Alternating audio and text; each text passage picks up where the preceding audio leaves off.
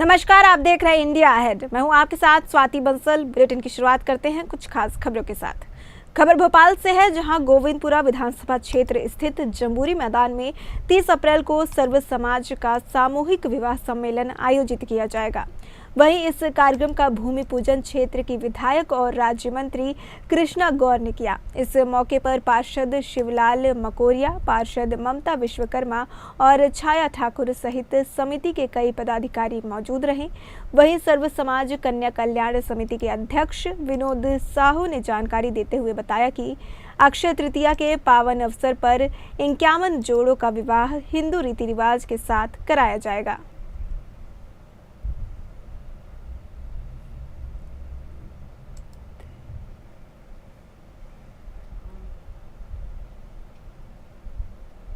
देखिए, गोविंदपुरा विधानसभा क्षेत्र में 30 अप्रैल जिस दिन अक्षय तृतीया का शुभ दिन है, जमुरी मैदान एक बार फिर एक ऐसे भव्य कार्यक्रम का साक्षी बनने जा रहा है जो निश्चित रूप से मध्य प्रदेश सरकार की उस योजना को नीचे तक उतार कर उसका लाभ दिलाने के लिए काम करने की अभिलाषा हमारी सर्व समाज कन्या कल्याण समिति के माध्यम से पूरी की जा रही है।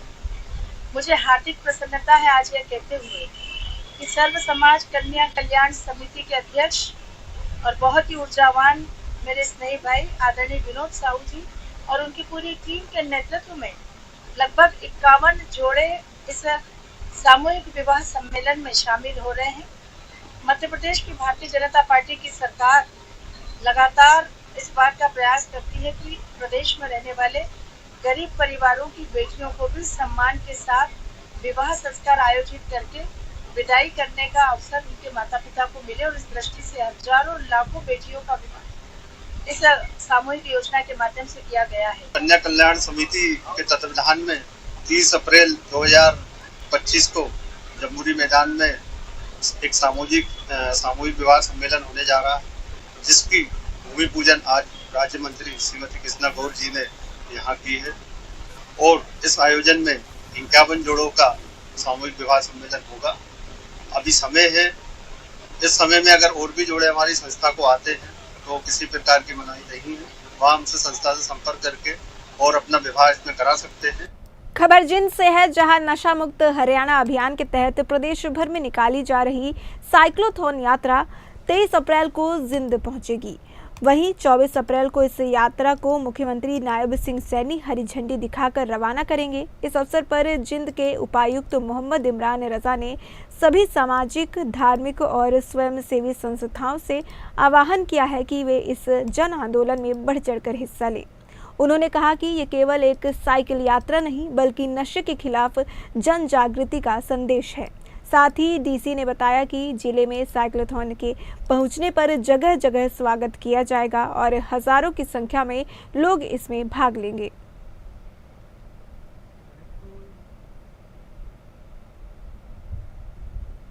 ये साइक्लोथॉन 2.0 जो हमारे ज़िले में जींद में होने वाला है, जो नशा मुक्ति अभियान के लिए एक अवेयरनेस कैंपेन चलाया जाए, जिसमें माननीय मुख्यमंत्री जी इसमें एज चीफ गेस्ट में शिरकत करेंगे। 24 तारीख का ये कार्यक्रम रहेगा, जिसमें खा पंचायतों को भी हम जोड़ रहे हैं और समाज के जितने और सभी वर्ग हैं उनको जोड़ रहे हैं। हमारा एक उद्देश्य इसमें ये भी रहेगा कि हम जो लोग नशे जैसी लत को छोड़ चुके हैं सक्सेसफुली, उन लोगों को भी हम इसमें जोड़ने का प्रयास कर रहे हैं। और एक 24 तारीख को ये पूरे शहर, ये जींद शहर में होने वाला है कार्यक्रम, और जींद जिले के सभी लोगों को, विभिन्न वर्गों को हम इसमें जोड़ने की कोशिश कर रहे हैं। खबर अंबाला से है, जहां नशा मुक्ति के संदेश के साथ साइकिल यात्रा अंबाला छावनी से कुरुक्षेत्र के लिए रवाना होगी। इस अभियान को अंबाला के अतिरिक्त उपायुक्त ब्रह्मजीत ने हरी झंडी दिखाकर रवाना किया। यात्रा से पहले पुलिस ऑर्केस्ट्रा ने रंगारंग सांस्कृतिक कार्यक्रम प्रस्तुत किया, जिसने उपस्थित जन समूह का मन मोह लिया। कार्यक्रम में युवाओं ने बढ़ चढ़कर भाग लिया और नशे से दूर रहने की शपथ ली।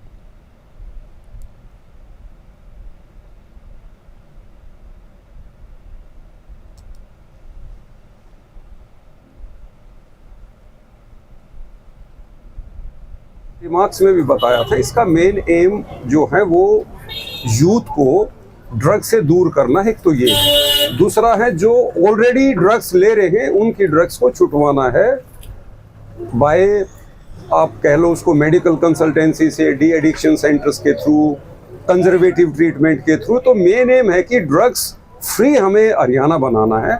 असली एम इसका ये है। वो ड्रग कोई भी हो सकती है, वो आपकी लिकर्स हो सकती हैं, आपकी स्मोकिंग हो सकती हैं, आपकी हार्ड ड्रग्स हो सकती हैं, कोई भी ऐसी चीज़ जो शरीर को नुकसान करे उससे हमें यूथ को दूर रखना है। एक जो सबसे अच्छा तरीका है वो ये है कि यूथ को आप फिजिकल एक्टिविटी में इन्वॉल्व कर लें, उसको स्पोर्ट्स की तरफ पुश कर दें, तो वो शरीर को थकान देता है, उसके शरीर को अच्छा करता है।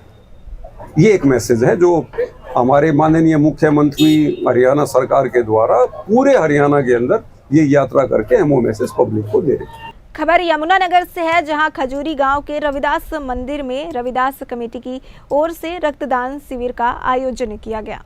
ब्लड सेंटर के अक्षय ने बताया कि शिविर में 26 यूनिट रक्त एकत्रित हुआ है। उन्होंने कहा कि रक्त का दान महादान होता है, इससे किसी ज़रूरतमंद की जान बचाई जा सकती है। वहीं खजूरी के मास्टर सोहन लाल ने बताया कि सभी रक्तदाताओं को दूध, केले और प्रशंसा पत्र देकर सम्मानित किया गया है।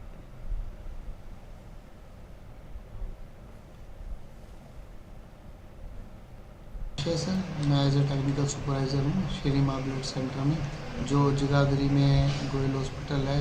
काफ़ी पुराना ब्लड बैंक है हमारा यमुनानगर में। सबसे पहला ही ब्लड बैंक हमारा 2001 से।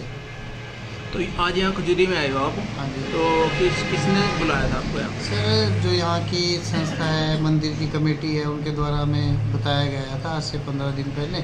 कौन से मंदिर के सर? जो यहाँ पे खजूरी में रविदास मंदिर कमेटी है।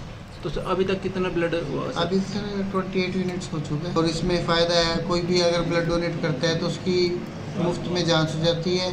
और हमारे यहाँ एक सुविधा है सर, अगर आप यहाँ पे ब्लड डोनेट करते हैं हमारे ब्लड बैंक के अंदर, तो किसी को भी ब्लड की ज़रूरत पड़ती है सर, हम पूरे हरियाणा, पंजाब और भी 3-4 स्टेट्स हैं, वहाँ पे ब्लड प्रोवाइड कराते हैं। पंजाब सरकार ने गेहूं की खरीद के लिए सभी मंडियों में व्यापक प्रबंध किए हैं, जहां किसानों की फसल का एक एक दाना खरीदा जाएगा।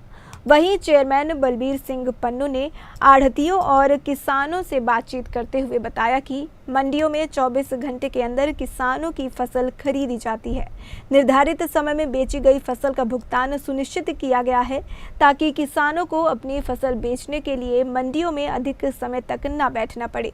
साथ ही उन्होंने कहा कि मुख्यमंत्री भगवंत सिंह मान के नेतृत्व में राज्य सरकार ने हमेशा किसानों के हित को प्राथमिकता दी है।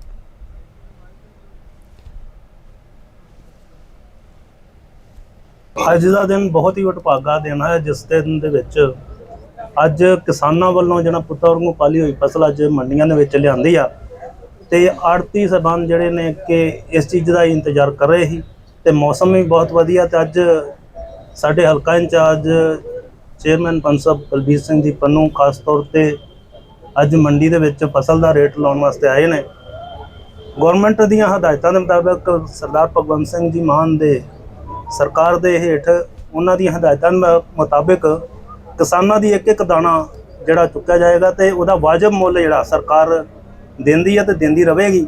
खबर अम्बाला से है, जहां देश भर में पड़ रही भयंकर गर्मी से आम जनजीवन अस्त व्यस्त दिखाई दे रही है। वहीं बढ़ते तापमान की मार पशुओं और आवारा जानवरों को भी झेलनी पड़ रही है। इन दिनों पशुपालकों के सामने अपने पशुओं को बीमार होने से बचाने का बड़ा चैलेंज है। वहीं अम्बाला में कई पशुपालकों ने अपने पशुओं को गर्मी से बचाने के लिए कूलर तक लगा दिया है, तो कई किसान फोगर फव्वारे लगाकर पशुओं को गर्मी और हीट वेव से बचाने में लगे हुए हैं। वहीं बढ़ते तापमान के बीच पशुओं के बीमार होने की संख्या भी बढ़ती जा रही है।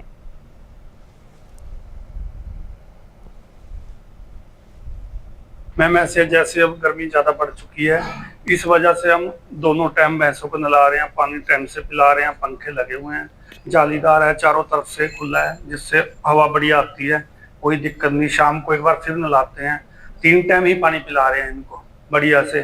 दाने चारे का ध्यान रखते हैं, कम से कम देते हैं, जैसे ज़रूरत होती है वैसे ही डालते हैं, अदरवाइज फालतू नहीं डालते, ताकि गर्मी की वजह से डंगर को परेशानी होती है, ज़्यादा चारा खाता भी नहीं है। और पानी कोशिश करते हैं ज़्यादा से ज़्यादा पिलाने की, इसे नलाने की कोशिश करते हैं कि सुबह भी नलाए जाएं, फिर शाम को नलाए जाए, फिर रात के बाद फिर सोने से पहले फिर नला देते हैं, ताकि किसी तरह का हीट स्ट्रोक ना हो इनको। जैसे कि गर्मी, अब हमको पता है कि गर्मी बहुत ज़्यादा बढ़ रही है, पिछली बार की तरह, पिछली बार फिर भी कम थी, इस बार बहुत ज़्यादा गर्मी बढ़ रही है और इस वजह से जैसे भैंसें होगी बीमार पड़ रही हैं और इनके लिए मतलब कुछ फैसिलिटीज़ है हमारे यहाँ, जैसे फैंस हो गए, कूलर हो गया और टाइम टू टाइम पानी देना, नहलाना इन्हें और अच्छा खाना देना, फीड वगैरह सब कुछ, और जो भी पॉसिबल हो सकता है इनको बढ़िया रखने के लिए वो सब कुछ किया जा रहा है। मालौट के नजदीकी गांव अबुल खुराना से दिल दहला देने वाली घटना सामने आई है, जहां पिता और पुत्र की गोली मारकर हत्या कर दी गई। वहीं घटना की सूचना मिलते ही पुलिस के आला अधिकारी मौके पर पहुंचे और पूरे मामले की बारीकी से जांच शुरू कर दी है। पुलिस ने मीडिया को जानकारी देते हुए बताया कि ये हत्या के कारण की पुष्टि अभी नहीं हो पाई है। फिलहाल सभी पहलुओं को ध्यान में रखते हुए जांच जारी है।